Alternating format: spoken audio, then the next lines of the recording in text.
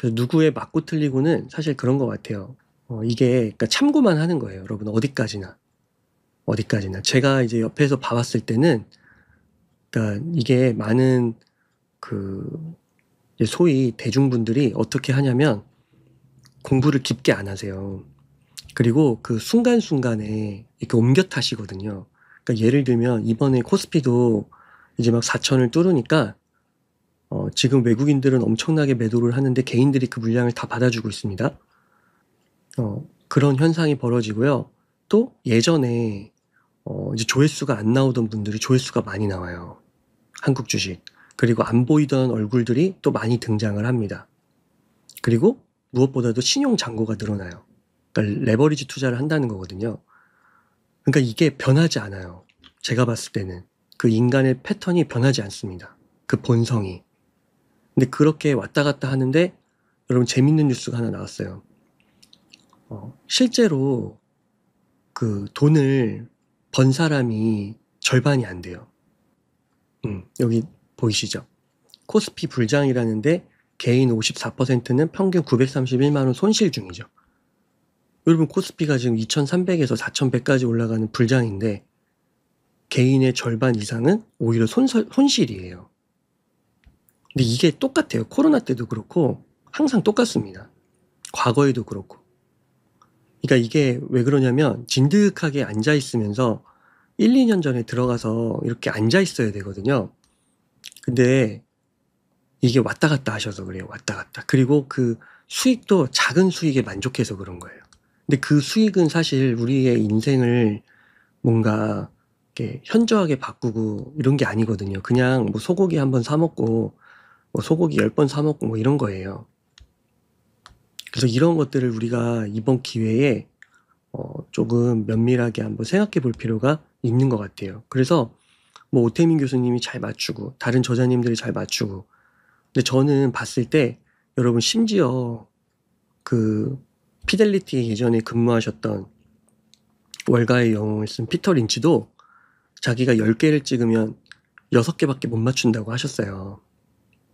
그리고 지금 워런 버핏의 그 버크셔 해서웨이는 제가 정확하진 않은데 한 5년 정도 동안 그 시장의 평균을 못 이겼습니다. S&P를 못 이겼어요. 5년인지 10년인지 그 정도 걸쳐서요. 왜냐면 지금 기술주 열풍이거든요. 그리고 애플도 많이 파셨죠? 근데 판 다음에도 주가가 많이 올라갔어요. 그래서 이게 그 누가 맞추고 틀리고 이거는 참고하시면 돼요. 참고. 어차피 한 번은 틀려요. 그리고 그 한 번이 틀렸을 때 많은 걸 잃게 될 수도 있습니다.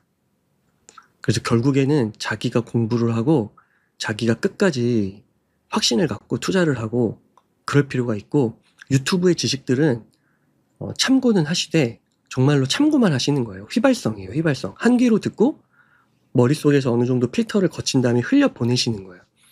여러분들이 더 깊게 정말 그 오태민 작가님도 항상 그러시잖아요. 방송에서 자기가 얘기하는 거는 한계가 있다고. 맨날 방송사가 가격 예측만 물어본다고. 근데 정말 펀더멘털한 거는 책에 있거든요. 그리고 이런 자산운용사들의 두꺼운 보고서에 있거든요. 그러니까 그런 거를 보시도록 노력을 하셔야 돼요. 그래야 공포장에서 버틸 수 있고 이럴 때 한번 워런 버핏과 찰리 먼고도 집중 투자를 얘기하거든요. 그리고 자산이 안 클 때는 오히려 집중 투자가 맞다고 얘기하는 맥락도 되게 많아요. 자산이 늘어나면 그때야 자산 배분을 하는 거지. 예를 들어서 여러분 1000만 원이 있는데 1000만 원을 갖고 자산 배분을 20개에다가 하면은 돈이 벌리겠습니까? 딱 의미 있게 한 1000만 원 있으면 비트코인에 다 넣어버리는 거죠. 저 같으면 그러겠어요. 근데 제가 만약에 100억이 있어. 그럼 100억을 다 비트코인에 넣지는 못하죠. 부동산도 살 거고 미국 주식도 살 거고 한국 주식도 뭐 한 5% 이내에서 살 수도 있고요. 채권도 살 수도 있고요. 배당주도 살 수 있고요. 펀더멘털은 좋아지고 있다. 자, 저는 이 뉴스가 눈에 들어오더라고요. 중국 인민은행이 양적 완화를 재개한다고 합니다.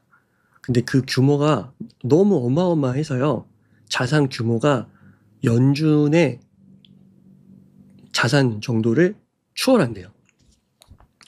전 세계의 경기 부양 신호가 켜졌다고 보시면 될 것 같아요. 미국이 코로나 때, 서브프라임 때 얼마나 많은 돈을 풀었습니까? 근데 그거를 넘어선다는 거예요. 그리고 그때 풀 때, 그 버냉키가 전 세계의 그 금융을 좌지우지하는 뭐 국가들의 수장들을 다 불러와가지고요. 그때 선진국 전체적으로 다 돈을 풀었어요. 근데 이번에 중국 인민은행이 양적 완화 재개를 시사하면서 세계 최대 중앙은행 등극을 이제 임박하는 거예요. 돈을 너무 풀어서. 여러분 연결되죠? 그러니까 이런 걸 보면은 저는 여러분 당신은 왜 부자가 되지 못하는가? 이 말이 이 지미송의 말이 그냥 폐부를 찌르는 거예요. 여러분 지금 달러 갖고 있으면 되겠습니까? 달러는 그나마 나아요. 위안화 갖고 있으면 되겠습니까? 이렇게 푼다는데 여러분 원화도 지금 엄청 풀고 있거든요. 여러분 최근 3, 4개월 동안 원화의 M2 통화량이 지금 엄청나게 늘고 있다라는 요거는 이제 공식적인 건 아니고 제가 이렇게 뒤로 좀 들었습니다. 오프 더 레코드로 들었습니다. 근데 그 말이 사실인지 아닌지 몰라요. 왜냐면 나온 게 없으니까. 근데 우리나라 막 보조금 뿌리고 지금 막 그러잖아요. 일리가 있는 것 같아요. 그리고 지금 환율 막 오르잖아요. 여러 가지 지정학 이슈도 더해지면서 지금 환율이 이렇게 된 거죠. 이제 지금 그 공항의 환율은 1,520원 뭐 이렇게 됐다고 하더라고요. 그러니까 지금 돈을 다 풀어요, 이제. 그러면 전 세계가 다 돈을 풉니다. 그래서 오히려 중국 인민은행이 현재는 미국 연준과의 자산 규모 차이가 54억 달러, 약 8조밖에 안 되는데 이걸 이제 넘어선다는 거죠. 여러분 자산에는 부채가 들어가는 거 아시죠? 돈 찍어내는 거예요. 2020년 팬데믹 이후에 연준이 대규모 양적 완화, QE를 단행하며 중앙인민은행을 앞섰지만 이제는 중국 상황도 지금 너무 힘들거든요. 그리고 중국도 미국과의 경쟁에서 이겨야 되거든요. 왜냐면 인민들이 들고 일어나면 최악의 또 천안문 제2의 사태 이런 거 터지면 중국 공산당이 위험하거든요. 권력이. 그럼 어떻게 해야 되겠어요? 돈이라도 풀어서 단기적이나마 뭔가 혜택을 줘야겠죠. 지금 미국도 어제 트럼프 대통령이 앞으로 태어나는 신생아들을 위해서 3년 동안, 앞으로 3년 동안 1,000불씩 준다고 하더라고요. 돈 막 뿌리는 거예요, 이제 여러분. 우리나라는 2, 30만 원씩 뿌리고, 1,000만 원 뿌리고, 중국도 막 지금 돈 찍고, 전 세계가 지금 난리가 난 겁니다. 중국이 기존에 사용하던 금리 인하, 지급 준비율이나 이걸 넘어서 이제 아예 직접적인 유동성 확대에 나서겠다. 그래서 이 분석의 결론은 뭐냐? 금, 은, 광물, 인플레이션 해지 수단, 실물 가치를 지닌 경화 자산을 보유하라고 하는 거예요. 그러니까 부동산 좋아 보입니다. 근데 부동산도 잘 사셔야겠죠? 뭐 소위 1급지, 2급지 뭐 이런 걸 좀 사셔야겠죠. 그리고 여기에는 비트코인이 언급되지 않았지만 그리고 지금 비트코인의 흐름이 별로 안 좋아서 참 말씀드리기가 저 스스로도 힘들지만 디지털 금으로서의 비트코인 저는 해지 자산 될 수 있을 거라고 봅니다. 넘쳐나는 통화 올라가지 않을까요, 여러분? 결국 화폐 발행량이 늘어나면 우리는 열심히 일해도요 부자가 될 수 없어요. 근로소득만으로는 한계가 있어요. 그래서 우리는 경화를 가져야 돼요. 경화. 이 논리가 작년 말까지만 해도 잘 통했거든요. 경화를 가져야 된다. 영어로는 하드머니거든요. 단단한 돈. 그럼 그게 뭐예요? 작년에 비트코인 잘 올라갔으니까 금하고 디지털 금, 비트코인이다. 그래서 가격 올라가니까 그렇지 비트코인이 최고의 돈이지. 금도 좋은데 금보다 비트코인이 훨씬 잘 올라가잖아. 그러니까 결국에 우리는 가격에 반응했던 거예요. 어떻게 보면. 그러니까 그때는 경화가 비트코인이라는 걸 믿고 비트코인을 모았는데 지금은 가격이 안 좋으니까 이 논리가 무너진 거예요. 비트코인은 경화가 아닌 거예요. 오히려 골드가 경화가 된 거예요. 골드 다시 올라가잖아요. 근데 과연 이런 흐름이 지속될 것이냐. 우리가 역사적으로 길게 봐야죠. 우리의 눈은 5년 후, 10년 후 가 있다고 하면 과연 이러한 패턴이 5년 후 10년 후에 나올 것인가, 지속될 것인가. 그죠? 지금요 여러분 이게 너무 혼란스러워요. 너무 혼란스러워. 지금 보면은 연준 내부도 막 분열돼 가지고요, 매파랑 비둘기파로 막 나뉘어가지고 12월에 금리 인하 뭐 할 거냐 말 거냐 지금 싸우고 있다고 합니다. 이 닉 티라미오스 기자가 그 연준의 입이라고 불리는 분이에요. 대변인, 연준의 대변인. 근데 연준 내부에서도 지금 엄청나게 싸워요. 내리는 사람, 심지어 금리를 내리겠다는 사람 가운데서도 싸워. 왜? 0.5 내려야 된다. 0.25 내려야 된다. 이렇게요. 자, 그래서 아까 이제 워런 버핏 얘기를 잠깐 했었잖아요. 마이너스 30%일 때 손절하고 그거를 뼈아픈 교훈으로 삼았다. 이제 근데 그분께서 이제 그런 교훈들을 다 이제 흡수하시고 이제 두 번, 세 번 반복된 실수는 실수가 아니고 나의 역량이잖아요. 나의 실력. 그렇게 해서 이제 워런 버핏은 그러한 것들을 다 실수를 줄이면서 이제 지금 95세에 이렇게 밀려나게 되는데요. 이분이 여러 말씀을 하셨어요. 근데 그 중에 오늘 한마디를 여러분들께 좀 나누고 싶다면, 똑같은 말씀을 하셨습니다. 나는, 우선 운이 있었다. 그러니까 나는 건강한 백인 남성으로 미국에서 태어났다. 그러니까 미국을 굉장히 좋게 봐요, 여러분. 계속해서. 그래서 여러분, 비트코인이 아니더라도 미국을 보시고 미국에 투자하십시오, 미국에. 근데 또 미국이 뭐 질 수도 있지 않냐. 그렇죠. 질 수도 있죠. 그건 아무도 모르죠. 근데 우리가 지금 갖고 있는 돈을 어딘가는 넣어야 되잖아요. 왜? 가만히 있으면 여러분 어차피 그건 정해진 거예요. 여러분들이 만약에 비트코인 마음에 안 들어서 마이너스 20% 손절하고 그거 현금 그대로 갖고 있으면 정해진 미래 속에서 여러분들은 그냥 가난해지는 거예요. 그래서 워런 버핏은 미국을 계속 좋게 본다. 그리고 또 중요하게 얘기하는 게, 여러분 이것도 보세요. 버크셔는 파산할 확률이 거의 없는 기업인데, 그리고 주주를 가장 의식하는 경영진을 보유하고 있는데 우리 주식은 때로 50% 가까이 하락할 겁니다. 절망하지 마십시오. 미국이 돌아오면 버크셔도 돌아올 겁니다.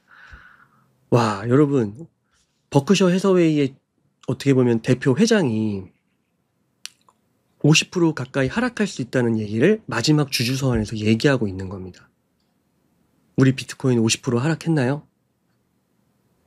저기 MSTR, 이더리움, 트레저리 기업들은 50% 하락했죠. 온 거예요.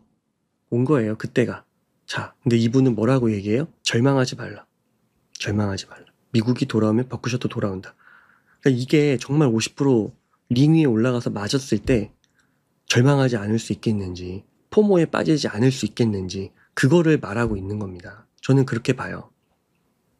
그래서 손절매가 나쁘다는 게 아닙니다. 손절매를 택해서 좋은 자산을 택하면 돼요. 제가 한 2, 3년 전에 삼성전자 마이너스 5천만 원 손절치고 그거 다 비트코인 사가지고 그래도 돈 많이 벌었다고 했잖아요. 번 상태라고 했잖아요. 이 판단이 지금 이제 여러분들이 어떤 판단을 하시는가가 중요하다는 거예요. 그걸 말씀드리는 거예요. 근데 저는 이런 책들을 읽고 당신은 왜 부자가 되지 못하는가라는 것을 봤을 때, 인생을 바꾸는 최고의 ETF를 봤을 때, 비트코인 없는 미래는 없다라는 책을 봤을 때 저는 저의 포지션을 이렇게 잡고 있다 말씀드린다는 거죠. 이해되시죠?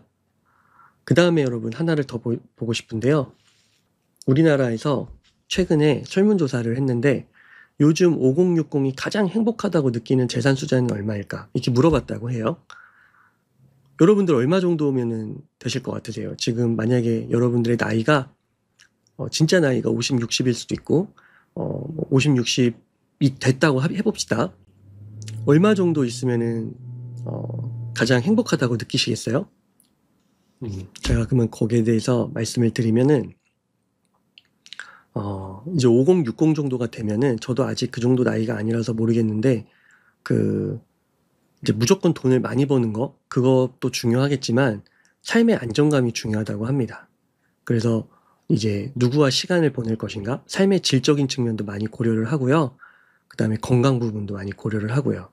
그렇게 했을 때 이 밸런스를 따졌을 때 요 설문조사 결과로는 7억이 나왔어요. 7억 이상.